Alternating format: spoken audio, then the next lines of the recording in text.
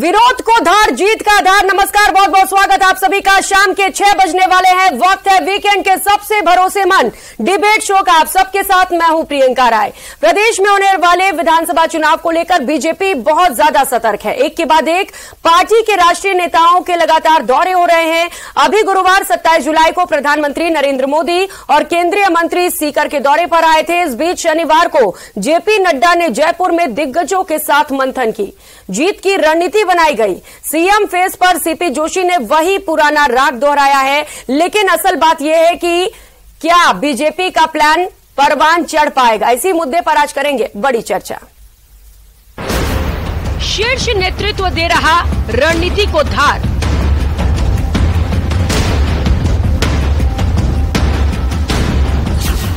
जीत का full proof plan हो रहा तैयार।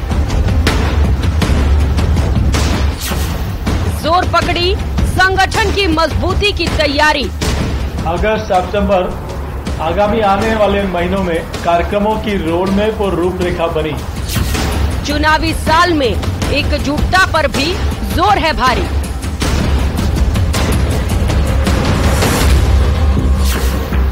नहीं सहेगा राजस्थान, परवान चढ़ेगा प्लान। उन्होंने आज किया था, मैंने 8 महीने रोड मैप तैयार कर दिया था, उनका आज चला है, मेरा 8 महीने से चल रहा है। विरोध को धार, जीत का आधार।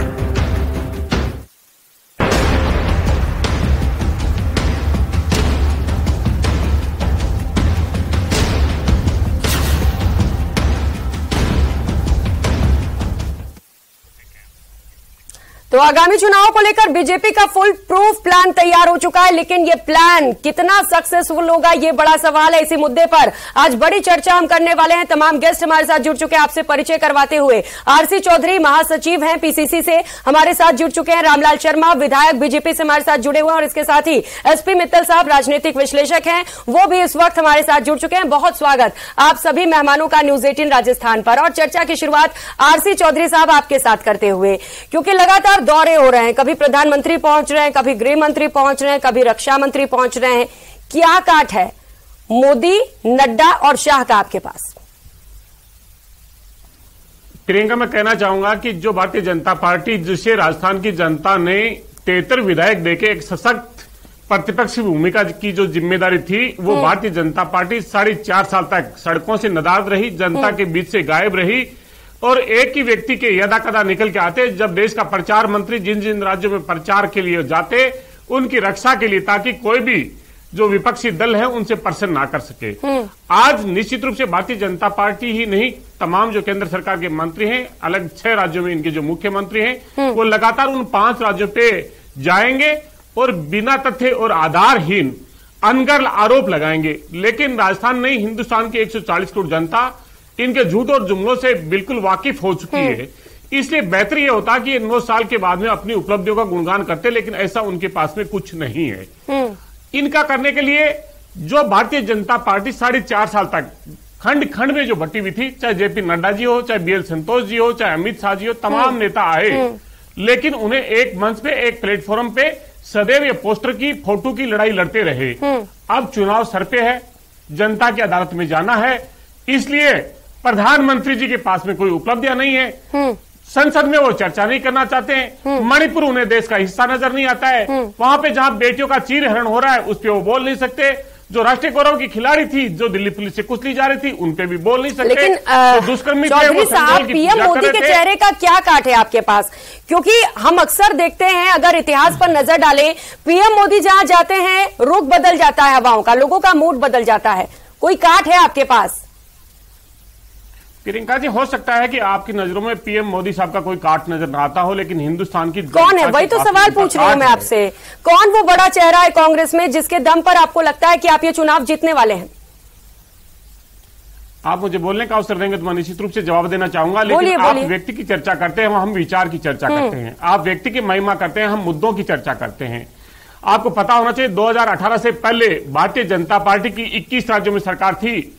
मई 2018 से मई 2023 के बीच में सिर्फ 6 राज्यों में सिमट गई है। यही प्रधानमंत्री जी थे, जेपी नड्डा जी थे, तमाम केंद्र की सरकार और राज्यों के मुख्यमंत्री थे। कर्नाटक में क्या हुआ?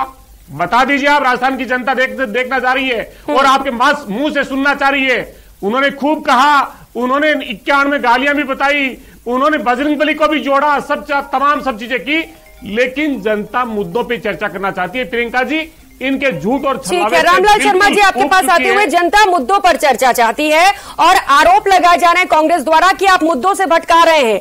झूठे जो मुद्दे हैं, जो गलत मुद्दे हैं, बेबुनियादी मुद्दे हैं, उन्हें लेकर लोगों के बीच जा रहे हैं। और क्या वाकई आपको लगता है रामलाल शर्मा जी कि नहीं सहेगा राजस्थान अभियान से फायदा पहुंचने वाला है बीजेपी को?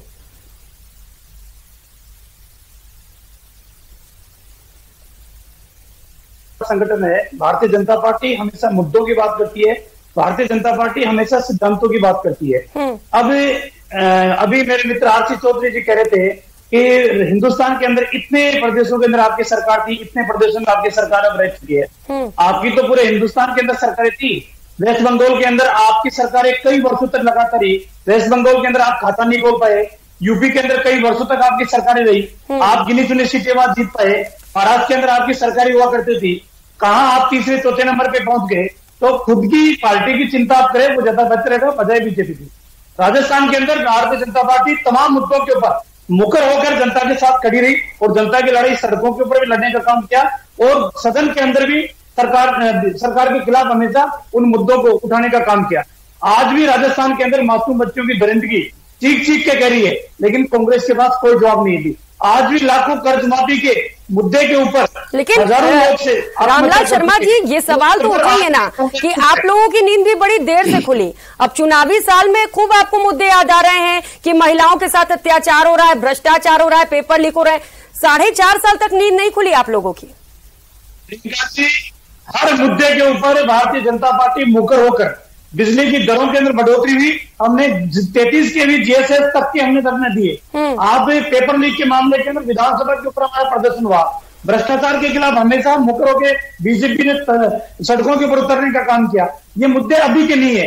अभी हाँ, ये जरूर है, अब चुनाव नजदीक है और चुनाव नजदीक होने के नाते कार्यकर्ताओं की गति हमें बढ़ी है, ये बात बिल्कुल सही है। लेकिन आपका ये कहना कि बीजेपी अब मुद्दों के ऊपर आ रही है, हम मुद्दे जब से प्रतिपक्ष की भूमिका में रही है तब से मुद्दे उठाते आ रहे हैं।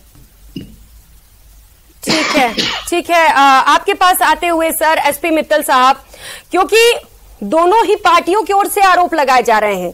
जहां कांग्रेस कह रही है कि गलत मुद्दे लेकर लोगों के बीच जा रहे हैं, बेबुनियादी ये मुद्दे हैं, तो वहीं दूसरी ओर बीजेपी कह रही है कि ये मुद्दे कई सालों से थे। हालांकि अब खुद रामलाल शर्मा जी मान रहे हैं क्योंकि चुनावी साल है तो अब कार्यकर्ता ज्यादा एक्टिव हैं। लेकिन क्या आपको वाकई लगता है कि ये जो मुद्दे उठाए जा रहे हैं नहीं सहेगा राजस्थान के माध्यम से, उसका फायदा पहुंचेगा बीजेपी को और कांग्रेस को नुकसान होगा? देखिए प्रियंका, अब जब क्या नाम से चुनाव की घोषणा में मुश्किल से 2 माह का समय रहा है और मतदान में मुश्किल से 4 माह का समय रहा है, तो ऐसी स्थिति में स्वाभाविक है कि भारतीय जनता पार्टी और कांग्रेस दोनों जो राजनीतिक दल है वो अपनी अपनी बात कहेंगे, अपने अपने आरोप प्रत्यारोप कहेंगे, किसको कितना फायदा होता है नहीं होता है।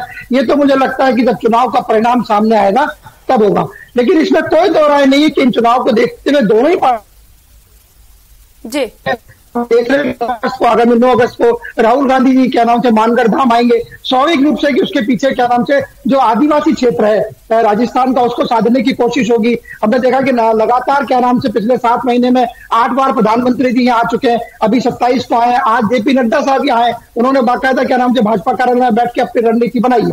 तो दोनों पार्टियां अपनी अपनी कोशिश कर रही है। रंधावा साहब भी आज क्या नाम से जयपुर में, वो भी अपनी तैयारी कर रहे हैं।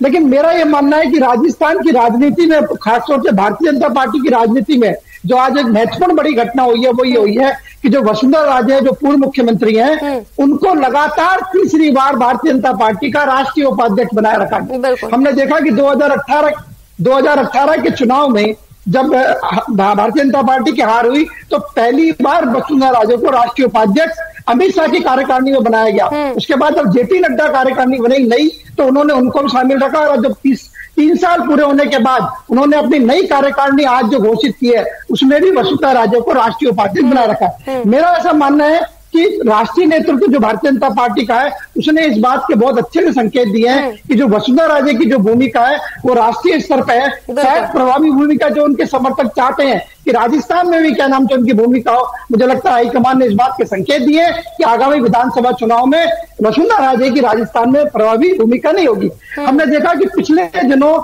जिस तरीके से भारतीय जनता पार्टी में परिवर्तन हुए, एक सीपी जोशी को क्या नाम से अध्यक्ष बनाया गया, उसके बाद में क्या नाम से जो राजेंद्र सिंह राठौड़ है उनको भी भाजपा विधायक दल का नेता बनाया गया। तो ये सारे परिवर्तन तय हुए हैं जब वसुंधरा राजे के समर्थक लगातार ये मांग कर रहे हैं कि उनको राजस्थान की राजनीति में सक्रिय किया जाए। बिल्कुल, और यही वजह है कि सीएम फेस पर सीपी जोशी ने दोबारा से वही पुराना राग अलापा है। लेकिन आरसी चौधरी साहब, आप तो कह रहे हैं कि कोई मुद्दा नहीं है, बीजेपी बेवजह चुनावी साल में मुद्दा बनाने की कोशिश कर रही है।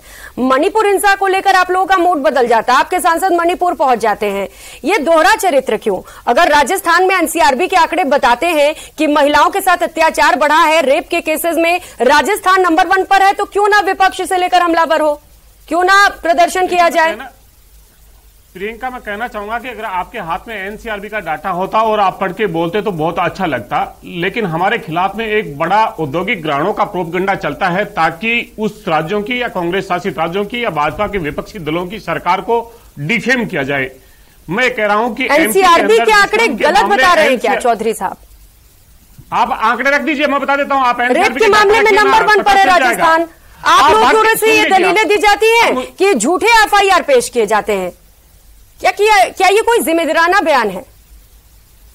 बिल्कुल गैर जिम्मेदाराना बयान है प्रियंका जी। आप भारतीय जनता पार्टी के नेताओं के द्वारा जो झूठ और जुमले बोले जाते हैं उनको प्रोपोगेट कर रहे हैं। मैं आपसे माफी के साथ में कहना चाहूंगा, मध्य प्रदेश के अंदर दुष्कर्म के 2947 मामले हुए, पोक्सो के 3512 हुए, टोटल 6459 दुष्कर्म के मामले मध्य प्रदेश में होते हैं। एनसीआरबी का डाटा 2021 का बताता है। ये राजस्थान के अंदर यही एनसीआरबी का डाटा 6337 मध्य प्रदेश से कम है।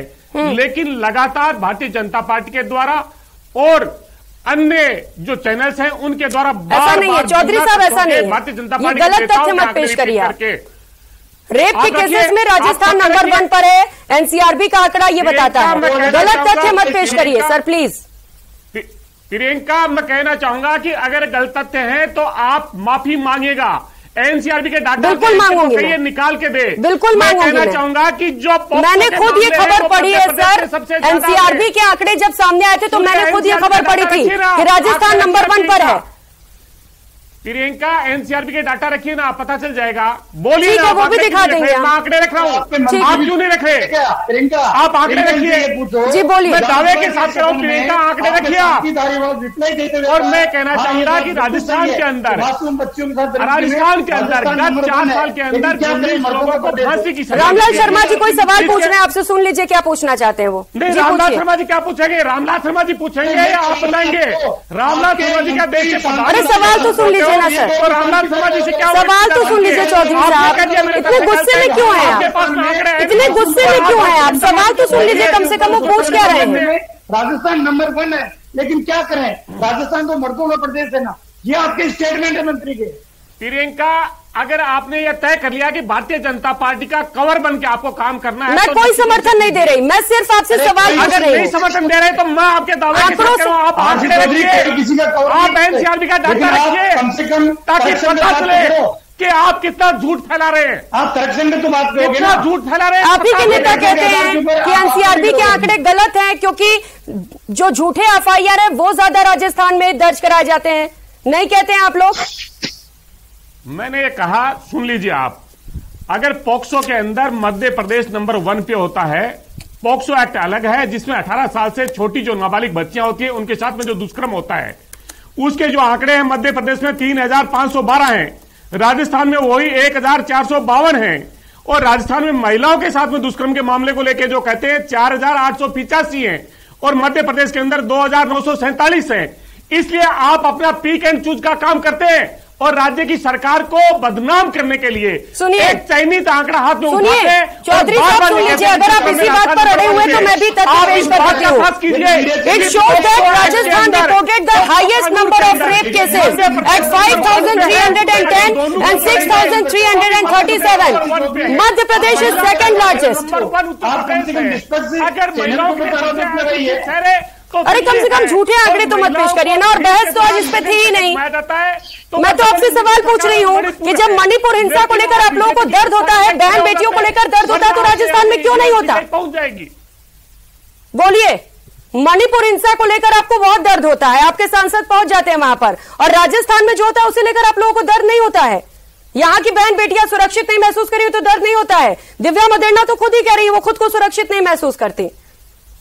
प्रियंका, मैं कहना चाहूंगा कि देश के अंदर कितना भी मीडिया मोदी जी के साथ में हो जाए, हिंदुस्तान के 140 करोड़, अरे मीडिया उनके साथ थोड़ी ना है सर, उस सैनिक सवाल तो पूछे जाएंगे, सवाल तो मैंने उनसे भी किया है। को नहीं बोल देंगे म्यूट करवा दीजिए, प्रियंका म्यूट करवा दीजिए ताकि आपको इतना संघर्ष नहीं करना पड़ेगा। क्यों आप लग जाइए इस कांग्रेस के उठाव। क्यों आपको इतना गुस्सा क्यों आ रहा है? सवाल तो पूछे जाएंगे। तथ्य रखिए, क्योंकि आप तो बोलेंगे ना, न्यूज 18 तो जो किसानों के लिए 3 काले कानून के फायदे बताती थी, वही तो ये चैनल है ना। ये तो बोलेंगे ये गलत आरोप लगाने के लिए आए क्या चौधरी साहब? के लोगों को सवाल तो पूछे जाएंगे, आप सवालों से बचते हुए नजर आ रहे हैं। ठीक है, रामलाल शर्मा जी आपके पास आते हुए, क्योंकि आप लोग एक बड़ा मुद्दा बना रहे हैं राजस्थान में जो घटनाएं हो रही हैं। ठीक है, हो गया। के अंदर क्यों इंटरनेट बंद है? चर्चा ठीक है, मैंने तथ्य आपके सामने रख दिए कि राजस्थान नंबर 1 पर है, आपने उस पर बहस की, लेकिन आपका दिल जानता है कि कौन कितना सही है। और बंद करके और लोगों को वहां पे कर दीजिए जो करना आपको। रामलाल शर्मा साहब, ऐसा आपको क्यों लगता है कि नहीं सहेगा राजस्थान को समर्थन मिलेगा? क्योंकि इससे पहले जन आक्रोश यात्रा आप लोगों की ओर से निकाली गई थी, लेकिन समर्थन बहुत ज्यादा लोगों का मिला नहीं वहां पर। देखिए प्रियंका जी, किसी भी परिवार के बच्चे के साथ अगर कोई दुर्घटना होती है तो माँ बाप उसको सहन नहीं करते। अगर किसी व्यक्ति के साथ कोई एक्सीडेंट हो जाए, पैर टूट जाए, वो सहन कर लेगा, व्यापार में कांटा लग जाए वो सहन कर लेगा, लेकिन किसी के बच्चे का भविष्य अंधकार नहीं करते। वो माता पिता कभी भी सहन नहीं करेंगे। 26 लाख परिवारों के साथ इस सरकार ने पेपर लीक करके उनके भविष्य को अंधकार नहीं किया, वो कभी भी माँ बाप सहन नहीं करेंगे। इस राजस्थान की सरकार ने कर्ज माफी का वादा करके सैकड़ों लोग आत्महत्या किए, वो कभी सहन नहीं करेंगे। 29,000 लोगों की जमीनें नीलाम हुई है, वो कभी सहन नहीं करेंगे। आज राजस्थान में जिस तरीके की दरिंदगी हो रही है मातृ बच्चों के साथ, वो कभी सहन नहीं करेंगे। तो हम ये कह रहे हैं कि आज भारतीय जनता पार्टी की तो मुहिम से, लेकिन मणिपुर हिंसा को सहन कर लेंगे। समर्थन मिल रहा है। मणिपुर में जो चल रहा है वो ठीक है, उस पर जल्दी ध्यान नहीं गया आपका। इतने दिनों से हिंसा चल रहा था, अब जाके आप लोगों को लगा कि नहीं अब देखना पड़ेगा, लोगों का नजर इधर आ चुका है, विपक्ष भी हमलावर है, तो अब थोड़ा ध्यान दे दिया आप लोगों ने। देखिए प्रियंका जी, भारतीय जनता पार्टी कभी भी अमानवीय घटनाओं को सहन नहीं करती है। भारतीय जनता पार्टी इस प्रकार की घटनाओं का कभी भी समर्थन नहीं करती है। जब देश के प्रधानमंत्री जी ने स्टेटमेंट जारी कर दिया कि प्रदेशों के अंदर इस प्रकार की घटना होना दुखद है और स्टेट की सरकार इनके ऊपर अंकुश लगाए, इसके बड़ी देर से नींद खुली सर, बड़ी देर से नींद खुली। जो 2 बेटियों के साथ वहां पर क्या हुआ सबने वीडियो में देखा, और शायद ही उसका कोई जिक्र भी कर पाए। एक अनुसूचित जाति की महिला के ऊपर रेप होता है, गैंग रेप होता है, लेकिन प्रियंका गांधी सवाई माधोपुर आती है उस पीड़ित से मिलने के लिए। दिक्कत यही है ना कि आप लोगों को सिर्फ राजनीति करना है, आप उनके ऊपर आरोप लगाइए, वो आपके ऊपर। एसपी मित्तल साहब आपके पास आते हुए छोटा सा क्लोजिंग कमेंट। से मिलने के लिए नहीं जाती है, ठीक है, यही घटना बीजेपी साथ साथिए अगर उत्तर प्रदेश में होती है तो ठीक है सर, समय की कमी हमारे पास। एसपी मित्तल साहब छोटा सा क्लोजिंग कमेंट, क्या लग रहा है? देखिए प्रियंका, मेरा ये मानना है कि क्या नाम से ये आरोप प्रत्यारोप तो भारतीय जनता पार्टी और कांग्रेस एक दूसरे पर लगाते रहेंगे, क्योंकि चुनाव बहुत नजदीक आ गया है। लेकिन फिर भी मेरा ये कहना है कि जो पिछले दिनों जो क्या नाम से राजस्थान में जो आपराधिक घटना हुई है, उन पर सरकार को गंभीरता से लेना चाहिए। चाहे क्या नाम से केकड़ी के अंदर एक आत्मदाह का मामला हो, चाहे राजसमंद में गैंगरेप का मामला हो, चाहे जोधपुर में 4 लोगों की हत्या का मामला हो, ये सारी की सारी घटनाएं ऐसी है जो आपराधिक जो राजस्थान की कानून व्यवस्था पे फिलहाल प्रश्न चिन्ह लगाती है। बिल्कुल, तो मुद्दे कई सारे हैं, महिला अत्याचार, पेपर लीक से लेकर भ्रष्टाचार, जिसे एक बड़ा मुद्दा बनाने की कोशिश बीजेपी द्वारा की जा रही है और नहीं सहेगा राजस्थान के माध्यम से अभियान चलाकर लोगों को जागरूक करने की भी कोशिश की जा रही है। लेकिन वही दूसरी ओर कांग्रेस का कहना है कि ये तमाम जो आरोप बीजेपी की ओर से लगाए जा रहे हैं वो सरासर गलत है। हालांकि जनता जनार्दन है, जनता को फैसला करना है कि कौन होगा सत्ता पर काबिज। बहुत शुक्रिया आप सभी मेहमानों का हमारे साथ जुड़ने के लिए और इस तमाम चर्चा के लिए। तो फिलहाल इतना ही, नमस्कार।